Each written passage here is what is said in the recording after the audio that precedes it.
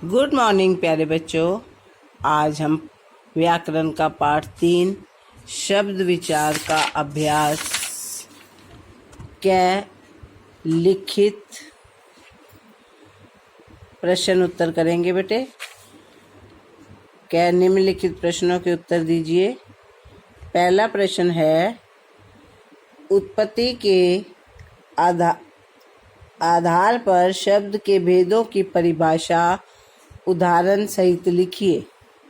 उत्पत्ति के आधार पर शब्द के 4 भेद होते हैं। पहला तत्सम, दूसरा तद्भव, तीसरा देशीय शब्द, चौथा विदेशी शब्द।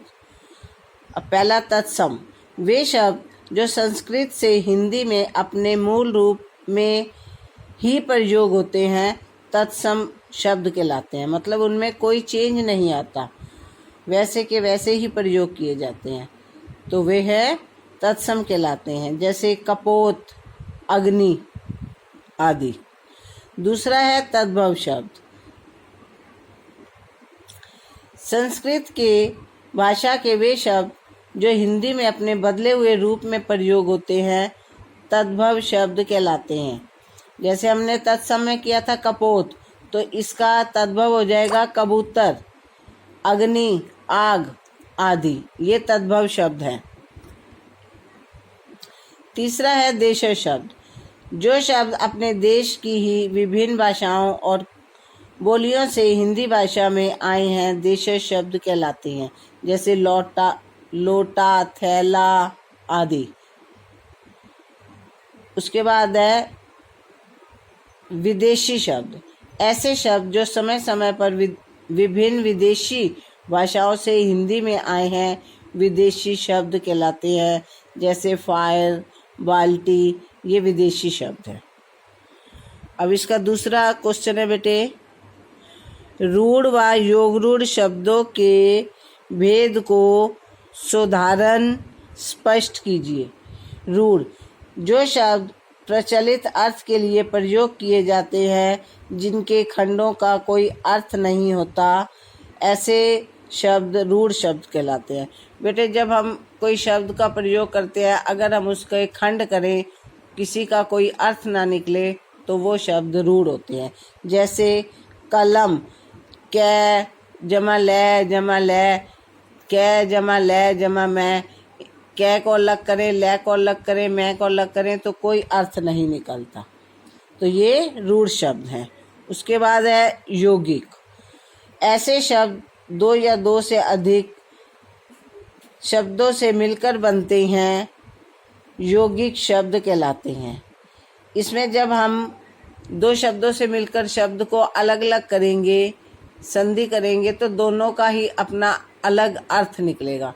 जैसे प्रधानमंत्री, प्रधान प्लस मंत्री, प्रधान एक शब्द है, मंत्री एक अलग शब्द है, अलग अलग करें तो भी इनका अर्थ निकलता है, तो यह है यौगिक शब्द है।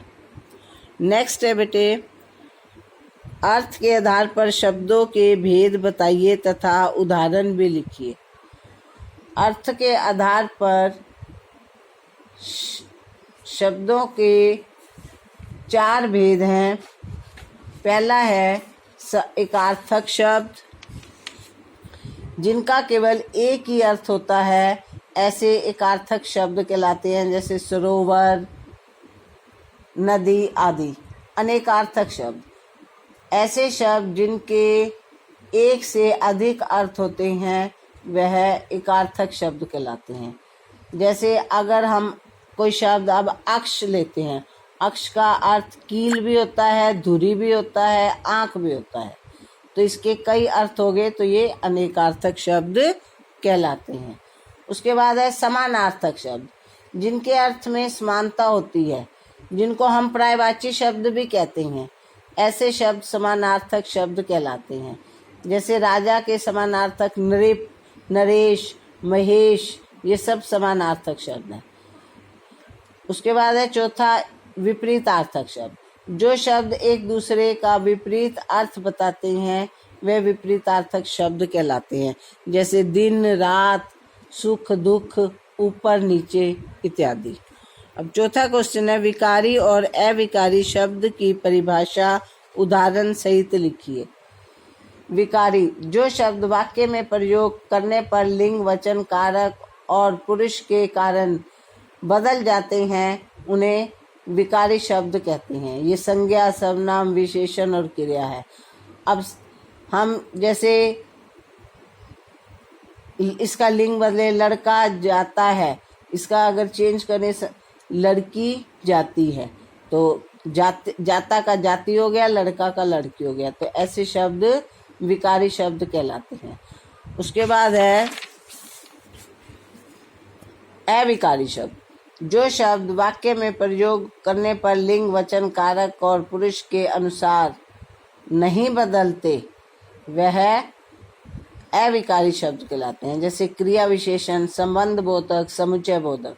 अब क्रिया विशेषण में लड़का धीरे धीरे चलता है, लड़की धीरे धीरे चलती है। अब धीरे धीरे क्रिया विशेषण है, चाहे वो हमने लिंग में, स्त्रीलिंग में यूज किया है, चाहे हमने पुल्लिंग में यूज किया है, धीरे धीरे तो कोई बदलाव नहीं आया। तो ऐसे शब्द अविकारी शब्द है। अब इसका संबंध बोधक का भी एक उदाहरण ले लो। हमारा घर लड़का पेड़ के नीचे बैठा है, के नीचे संबंध बोधक है। चाहे वो लड़का बैठा है, चाहे लड़की बैठी है, के नीचे ही आएगा। तो इसमें कोई बदलाव नहीं आया, तो यह अविकारी शब्द है। आशा करती हूँ तुम्हें ये समझ आ गया होगे प्रश्न उत्तर। इसको अपनी अभ्यास पुस्तिका में लिखना और याद करना। मेरे चैनल को सब्सक्राइब करना। Thank you. Have a nice day.